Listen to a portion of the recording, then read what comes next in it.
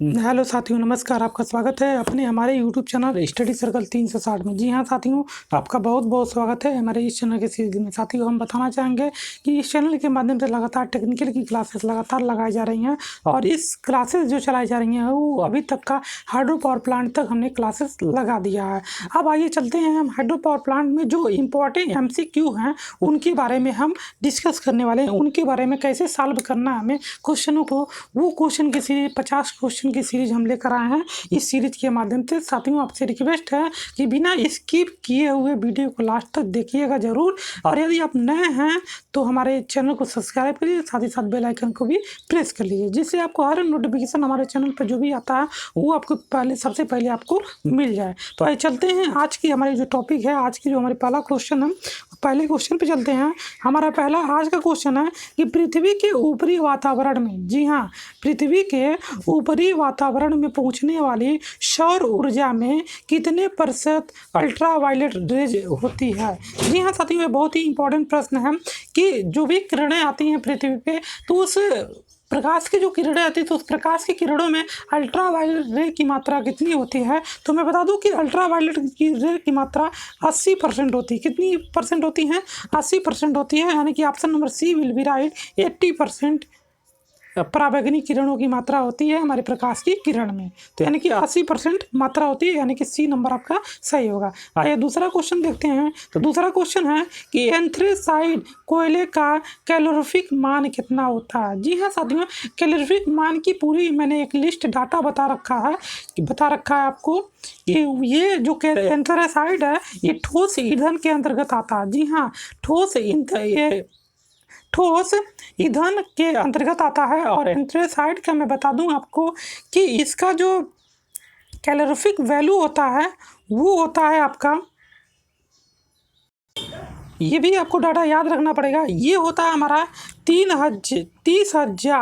30,000 kilo joule प्रति kilogram की मात्रा होती है। एंथ्रेसाइड कोयले का कैलोरीफिक वैल्यू इतना होता है। अब आइए जान लेते हैं दूसरा प्रश्न हमारा क्या है। दूसरा प्रश्न है, निम्न में से गैर परंपरागत ऊर्जा का स्रोत है। जी हाँ, गैर परंपरागत ऊर्जा का स्रोत है, यानी कि ऐसी ऊर्जा जो खत्म होने के कगार पे नहीं है।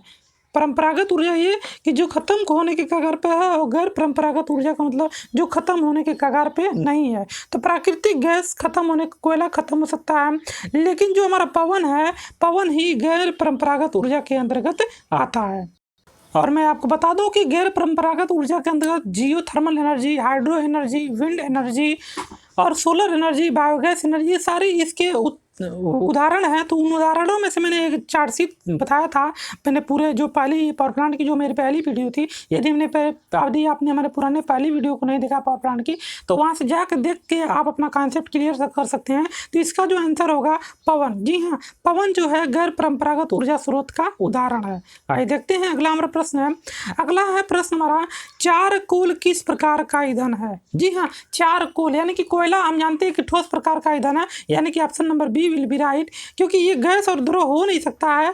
और ये तीसरा ऑप्शन वैसे ही गलत होगा। तो जो बचा कुछ आपका ठोस, और हम जानते भी हैं जो चारकोल होता है वो द्रव और गैस की मात्रा में न कि नहीं पाया जाता है, बल्कि ठोस मात्रा में पाया जाता है, यानी कि option number B will be right. फिर अगला हमारा प्रश्न है कि बायोगैस संयंत्र के अंदर का तापमान रखा जाता है। जी हाँ, बायोगैस का जो प्लांट होता है उस प्लांट के अंदर जो टेम्परेचर होता है वो रखा जाता है आपका, कितना रखा जाता है, तो 30 से 35 डिग्री तक रखा जाता है। कितना? 30 से 35 डिग्री रखा जाता है, यानी कि option number B will be right. 30 से 35 डिग्री रखा जाता है तापमान बॉयलर के अंदर। फिर अगला है, बायोगैस में लगभग कितने % मीथेन गैस होती है। जी हाँ, बायोगैस के माध्यम से ही हमें पता है कि वहाँ से बायोगैस के माध्यम से ही मीथेन गैस ज़्यादा मात्रा में प्राप्त होता है। तो मैं बता दूँ उसमें मीथेन गैस की जो मात्रा होती है वो होती है 70%। कितनी होती है? 70% होती है बायोगैस में मीथेन की मात्रा, यानी कि option number C will be right. अगला हमारा प्रश्न है कि बायोगैस का अपेक्षिक घनत्व कितना होता है। तो मैं बता दूं बायोगैस का जो अपेक्षिक घनत्व होता है वो 0.90 होता है। कितना? 0.90, यानी कि option number D will be right. 0.90 अपेक्षिक घनत्व बायोगैस का होता है। अगला हमारा प्रश्न है कि कभी समाप्त नहीं होने वाला ऊर्जा कौन है। जी हाँ, अभी अभी हमने पढ़ा कि गैर परंपरागत जो ऊर्जा होता है वो कभी समाप्त होने वाला ऊर्जा नहीं है, यानी कि जो पवन है, पवन option number D will be right. पवन कभी भी समाप्त होने वाला ऊर्जा का स्रोत नहीं है, यानी कि option number D will be right. फिर अगला हमारा प्रश्न है निम्न में से सबसे खराब गुणवत्ता वाला कोयला कौन है। जी हाँ, सबसे खराब गुणवत्ता वाला कोयला कौन सा है, तो मैं बता दूं कि पीट नाम का जो कोयला आता है, पीट नाम का जो कोयला आता है, यानी कि option number C will be right. ये सबसे खराब गुणवत्ता वाला कोयला होता है। और सबसे बेस्ट, अब ये जान लीजिए कि सबसे बेस्ट कौन सा होता है, तो सबसे बेस्ट जो होता है वो बिटुमन होता है। बिटुमन के बाद होता है आपका एंथ्रेसाइट। जी हाँ, मैं बता दूं कि जो बेस्ट, तो एंथ्रासाइड को सबसे उच्च गुणवत्ता वाला कोयला माना जाता है। और यहाँ पे इन्होंने क्वेश्चन दे रखा है कि पीट, तो मैं बता दूं पीट जो होता है सबसे खराब गुणवत्ता वाला कोयला होता है, यानी कि option number C will be right. फिर अगला हमारा प्रश्न है निम्न में से ठोस ईंधन का प्रकार नहीं है। जी हाँ, ठोस ईंधन का प्रकार नहीं है, तो हम जान सकते हैं पीट, लकड़ी और लिग्नाइट, ये तीनों ठोस ईंधन के प्रकार हैं। ये तीनों क्या हैं, ठोस ईंधन के प्रकार हैं। यानी कि जो कोल तार होता है वो हमारा ठोस ईंधन का प्रकार नहीं है, वे लिक्विड में पाए जाते हैं, यानी कि option number D will be right. Coal तार आपका ठोस ईंधन का प्रकार नहीं है। अगला हमारा प्रश्न है कि लिग्नाइट का उपयोग किसे गर्म करने में किया जाता है। जी हाँ, लिग्नाइट का उपयोग किसे गर्म करने में किया जाता है, ये भी बहुत बढ़िया क्वेश्चन है। तो मैं बता दूं आपको कि लिग्नाइट का उपयोग बॉयलर को गर्म करने के लिए प्रयोग किया जाता है, यानी कि option number A will be right. Boiler का यूज करके, बॉयलर को अगर हीट करना है तो आप लिग्नाइट का प्रयोग कर सकते हैं। फिर अगला हमारा प्रश्न है निम्न में से सबसे उच्च कोटि का कोयला कौन सा होता है। जी हाँ, सबसे उच्च कोटि का कोयला अभी अभी ने बताया कि एंथ्रेसाइट जो होता है सबसे उच्च कोटि का कोयला होता है। और सबसे निम्न श्रेणी का जो कोयला होता है वो होता है हमारा क्या, वो होता है पीट। और एंथ्रेसाइट के बाद आता है बिटुमन। एंथ्रेसाइट के बाद कौन आता है, बिटुमन आता है। यानी कि इसका आंसर क्या होगा हमारा, एंथ्रेसाइट सबसे उच्च कोटि का कोयला होता है, यानी कि option number B will be right. फिर अगला हमारा प्रश्न है चारकोल का निर्माण निम्न प्रक्रिया द्वारा होता है। जी हाँ, चारकोल का निर्माण कैसे होता है, तो आंशिक दहन की प्रक्रिया के अनुसार, जो आंशिक दहन की प्रक्रिया के अनुसार चारकोल का निर्माण होता है, यानी कि option number C will be right. आंशिक दहन के अनुसार चारकोल का निर्माण होता है। फिर अगला हमारा प्रश्न है कि परंपरागत ऊर्जा स्रोत और गैर परंपरागत ऊर्जा स्रोत की अपेक्षा क्या होता है। तो गैर परंपरागत ऊर्जा हमने बता दी कि यह ऐसी ऊर्जा जो कभी भी समाप्त होने वाली नहीं है, और परंपरागत ऊर्जा जो समाप्त होने की कगार पे है। तो इन दोनों में सबसे अपेक्षा क्या होता है, तो मैं बता दूं कि इसमें जो होता है, ये जो गैर परंपरागत ऊर्जा का स्रोत की अपेक्षा क्या होता है, तो परंपरागत ऊर्जा स्रोत बहुत ही महंगे होते हैं। क्या होते हैं, बहुत ही महंगे होते हैं, यही इसकी अपेक्षा, यही इसका स्रोत है, यानी कि option number B will be right. फिर अगला हमारा प्रश्न है बिटुमन कोयले के निम्न वोलेटाइल प्रकार की कार्बन की मात्रा होती है। कितनी मात्रा होती है बिटुमन में कोयले की, तो मैं बता दूं कि 78 से 86%, कितना, 78 से 86% की मात्रा बिटुमन में निम्न वोलेटाइल प्रकार की कार्बन की मात्रा होती है, यानी कि option number B A will be right.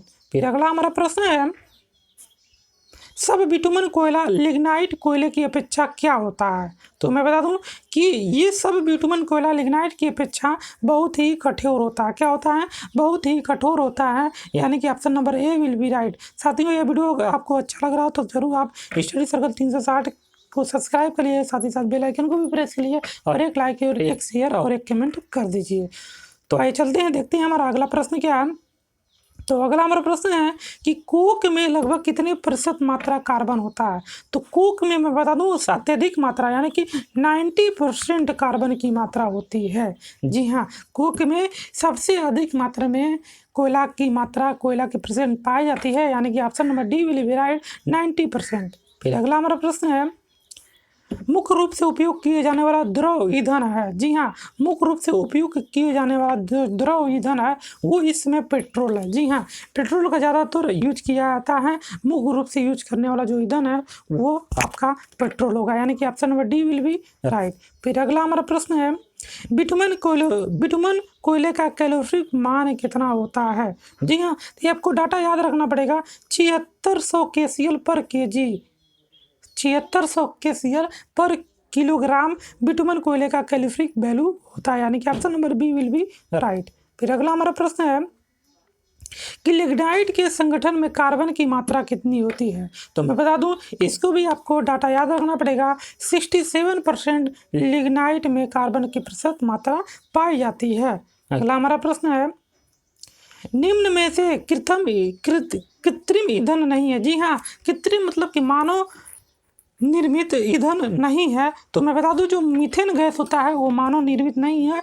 ये सड़ने गलने के बाद ये गैस बनती है। मीथेन गैस जो है वो प्राकृतिक कृत्रिम ईंधन नहीं है। फिर अगला हमारा प्रश्न है कि निम्नलिखित का मिलान कीजिए। जी हाँ, बहुत ही इंपॉर्टेंट और बहुत ही जबरदस्त और बहुत ही पॉपुलर क्वेश्चंस आ गए हैं। ये सारे क्वेश्चंस आपने पिछले देखे होंगे, हमारे जो वीडियो थ्योरी की कराई गई वहाँ पे सारे बताए गए हैं। तो मैं बता दूं, एंथ्रेसाइट का कैलोरीफिक वैल्यू कितना होता है, ये अभी हमने आपको बताया। तो मैं बता दूं, एंथ्रेसाइट का जो कैलोरीफिक वैल्यू होता है 8500 KCl पर किलोग्राम होता है। 8500 KCl पर किलोग्राम होता है। तो मैं आपको बता दूं कि अभी मैंने ऊपर एक क्वेश्चन बताया, एंथ्रेसाइट का KCl का जो वैल्यू होता है वहाँ पे मैंने 30,000 बताया, वो ऑप्शन गलत है। डाटा आपका सही डाटा जो है 8500 KCl पर किलोग्राम होता है। और वहाँ पे जो है वहाँ पे मात्रा थोड़ा सा चेंज दिया है, इसलिए वहाँ पे 30,000 KCl पर किलोग्राम दिया गया है। आइए देखते हैं पेट्रोल का कितना होता है। तो मैं बता दूं कि पेट्रोल का जो होता है 11,110 KCl पर किलोग्राम का कैलोरीफिक वैल्यू होता है। अब बचा दो, तो बचा दो में मैं बता दूं कि बिटुमन का 7600 KCl पर किलोग्राम होता है। और बचा जो प्राकृतिक गैस का, तो प्राकृतिक गैस का कैलोरीफिक वैल्यू बहुत ही कम होता है, यानी कि 520 KCl पर मीटर क्यूब होता है। तो आइए चलते हैं अगले हमारे प्रश्न पे। आई होप ये वीडियो आपको पसंद आ रहा होगा। तो यदि आपको पसंद आ रहा हो तो एक लाइक, एक शेयर और एक कमेंट तो कर सकते हैं आप लोग। आइए देखते हैं अगला हमारा प्रश्न है कि निम्न में से किस उपकरण द्वारा फ्लू गैसों से कुछ ऊष्मा अलग की जाती है?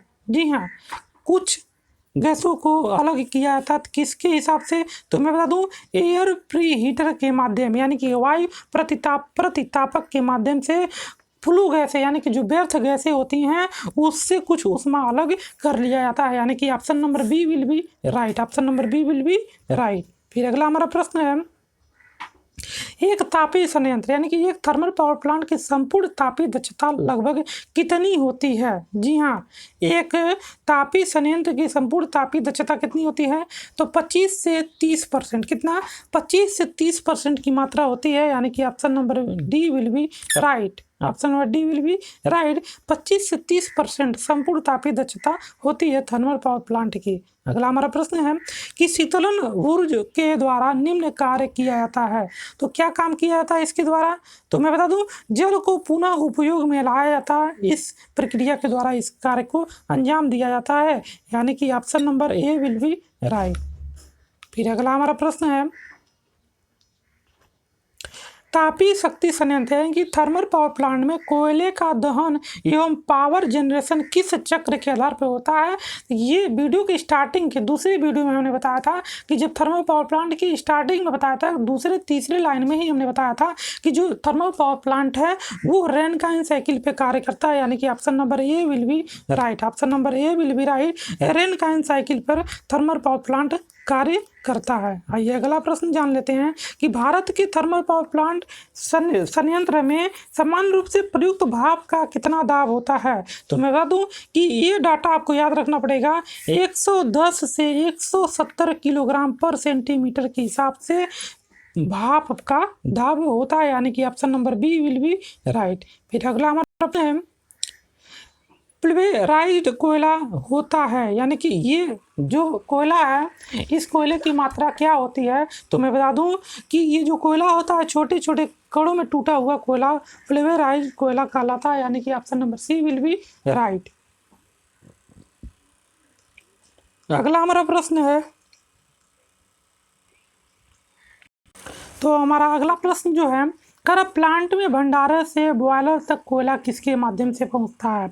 तो मैं बता दूं कि प्लांट से अगर भंडार तक कोयला पहुंचाना है तो उसे भी बोल्ट के द्वारा, जी हाँ, भी बोल्ट के मतलब भी बेल्ट के मतलब की है कि भी आकार का वो हमारा उपकरण होता है, उसी में कोयले को गिराकर फिर आगे पट्टे से के द्वारा पहुंचाया जाता है, यानी कि option number B will be right. फिर अगला हमारा प्रश्न है थर्मल पावर प्लांट में संघनित यानी कि कंडेंसर का क्या काम होता है। तो हम जानते हैं कंडेंसर मतलब ठंडा करना, यानी कि टरबाइन से जो भाप हमें प्राप्त होता है, टरबाइन के बाद से जो भाप हमें मिलता है उस भाप को फिर कंडेंसर मतलब कि ठंडा किया जाता है और ठंडा करने के बाद फिर बॉयलर में भेजा जाता है, यानी कि option number D will be right.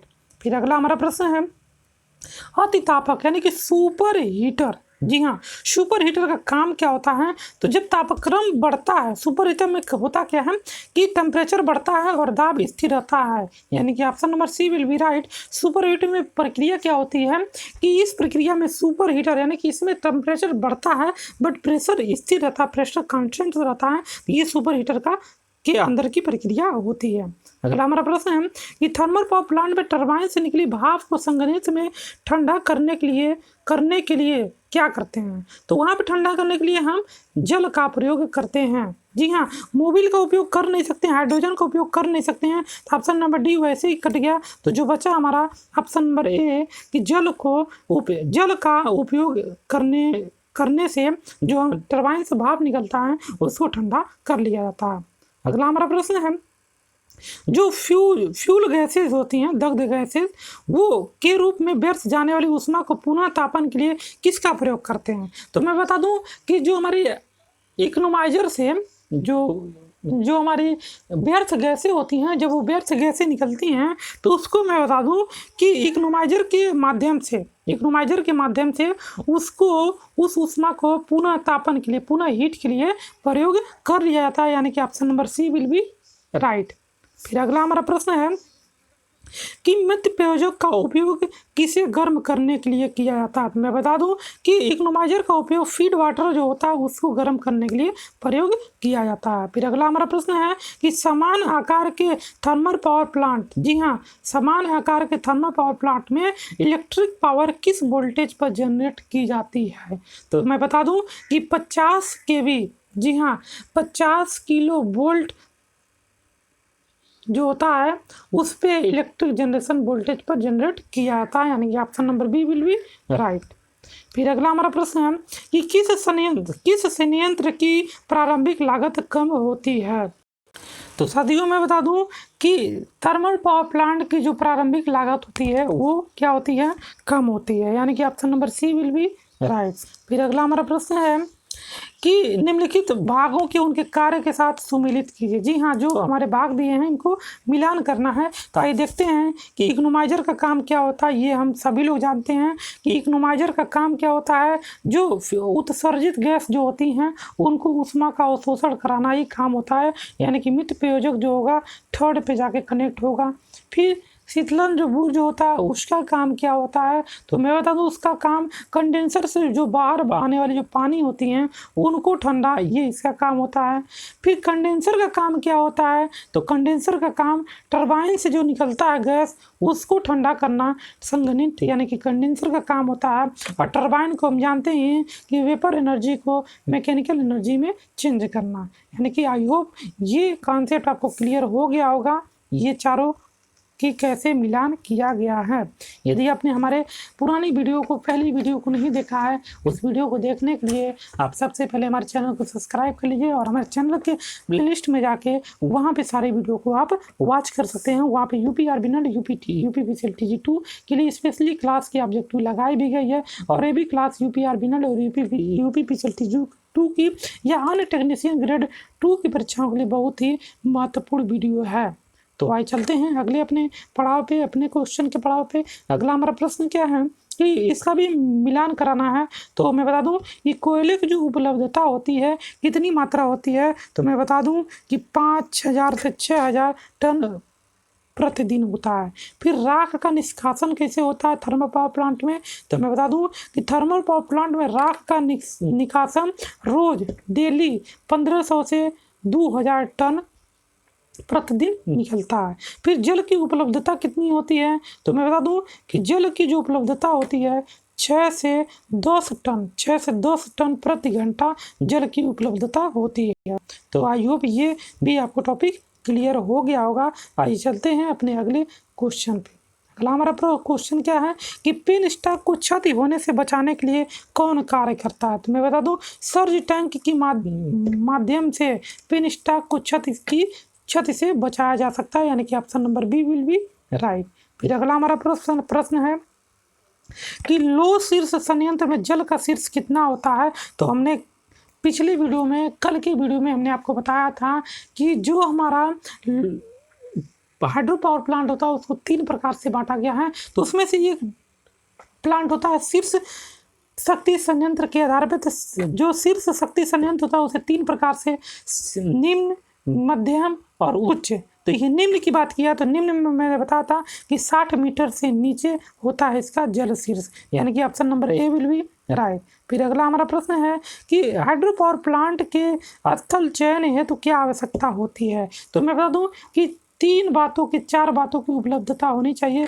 पहली ये कि आपको पर्याप्त जल होना चाहिए, जलाशय बनाने के लिए आपको डैम बनाने की सुविधा होना चाहिए, और जल शीर्ष की उपलब्धता होनी चाहिए। ये तीनों अगर उपलब्धता है तो आप हाइड्रो पावर प्लांट की स्थापना कर सकते हैं, यानी कि option number D will be right. फिर अगला हमारा प्रश्न है उपलब्ध मार्ग किस शक्ति संयंत्र का भाग है, तो हमने बताया था उपलब्ध जो मार्ग होता है, जो पुराने वीडियो में हमने बताया था अपने कि हाइड्रो पावर प्लांट का ये एक भाग होता है उत्प्लव, यानी कि option number C will be right. अगला हमारा प्रश्न है जल शक्ति यानी कि हाइड्रो इलेक्ट्रिक पावर प्लांट का थर्मल पावर प्लांट की तुलना में क्या लाभ है, तो मैं बता दूं कि हाइड्रो पावर प्लांट में लागत कम लगता है, यानी कि option number B will be right. इनकी प्रारंभिक लागत कम नहीं होती है, ठीक।